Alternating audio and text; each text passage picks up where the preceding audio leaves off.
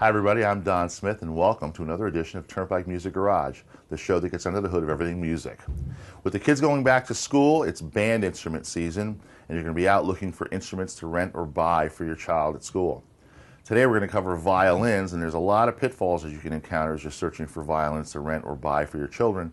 So we're going to try to cover some of those today, what to look for, what to watch out for, and basically the components of a violin and what makes a good one and what makes one not so good. So here we have a typical full-size violin. Your children are going to be sized by their teacher probably. You'll either encounter a quarter size, a half size, three-quarter size, or a full size. How you tell the difference is actually quite simple.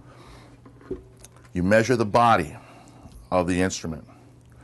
This is a full-size violin, and it's going to be 14 inches long. A three-quarter size is going to be 13 inches long. A half size is going to be 12 inches long, and a quarter size is going to be 11 inches long. And what that means, it's kind of like blowing up a balloon. For every inch of length, the instrument swells this way and swells and swells. So when you're sizing it, you don't want it to be too big for your child to play. There's no such thing as the kid growing into it. It's a very, very difficult thing to explain.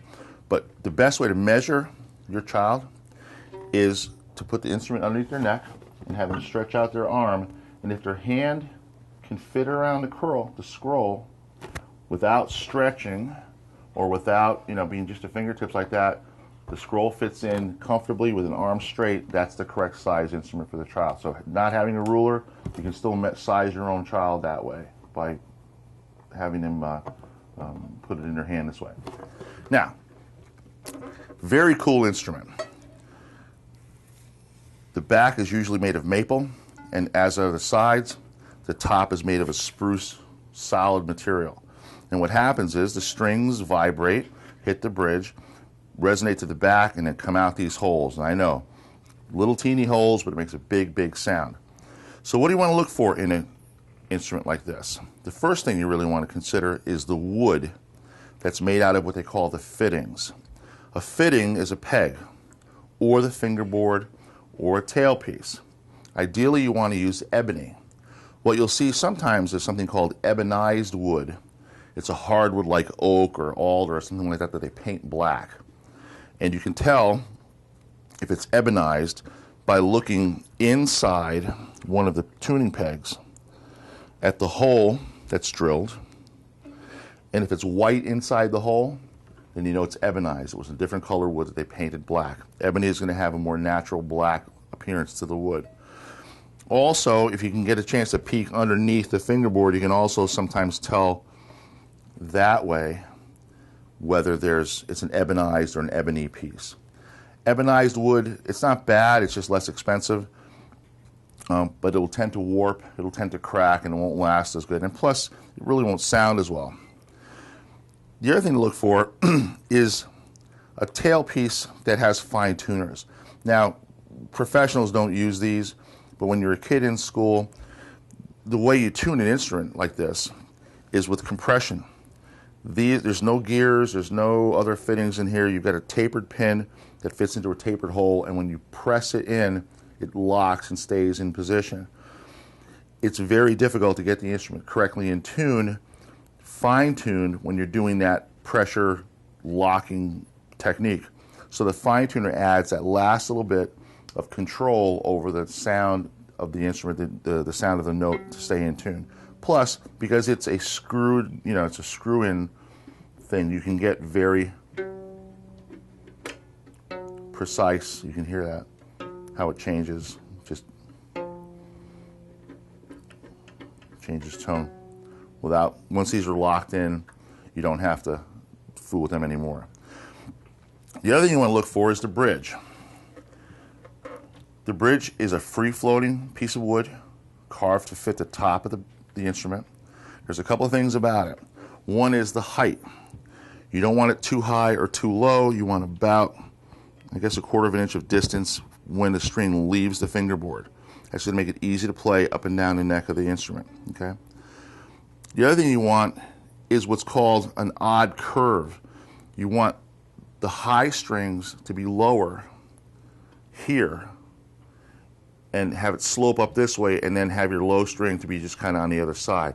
So when you're playing with the bow, you're going to come up this way, this way, this way, and then you're going to reach really high just to get that last string over here. So the cut of the bridge should be such, kind of like this, where it's a little bit lower on the high string side, kind of comes up, and then the low string side is a little bit higher than the high string. You also want the bridge, if you can see the curve, curved back towards the tailpiece. If the bridge is warped this way, the bridge is curled or twisted, it's going to snap at some point. And bridges are not cheap to redo because there's a lot of carving and math involved, and tone and distancing and so forth. Somebody looks at you and says, the bridge is easy. Bridges are never easy. The other thing you want to look for is, does the bridge sit smoothly on the body of the violin? Now you can see the foot of the bridge hugs the curve of the instrument. Sometimes you won't see that. You'll see gaps of air, you'll see it straight or flat. That means that you're not getting the most sound transfer off of the strings into the instrument. So those are the things you're going to look for when you're buying one of these. Also, you want to look for the body structure itself. You want to make sure that there are no cracks along the seams where the top and the bottom join the side pieces. Okay, as you're going through, you can check for cracks or seams. Little nicks like this are fine. This is not really anything to worry about. It's structurally that we're worried about this instrument. You want to make sure that the heel where the neck meets the body is mounted correctly on the instrument. Sometimes you'll see it's separated here because the back piece extends over the tail or the heel of the neck, and that cracks there. That tells you it might have been repaired. If it's repaired properly, it's not a problem, but this is actually a really good instrument because it's never been repaired and it's still intact and it's under tension, and it sounds really good. Sometimes you'll see them with pieces of tape that the teachers put on. If you followed one of our previous guitar tech episodes where we removed glue and tape, lighter fluid will take the tape off. You want the teacher to put the tape on for the student. So if you get that off with some lighter fluid and get the neck really clean. If they've already done that, you're ahead of the game. The next thing to look for is the bow. Bows are pretty simple. The string material is actually Mongolian horsehair. And what you want to look for is two things. This is called a bow frog right here. And this adjusts with a screw thread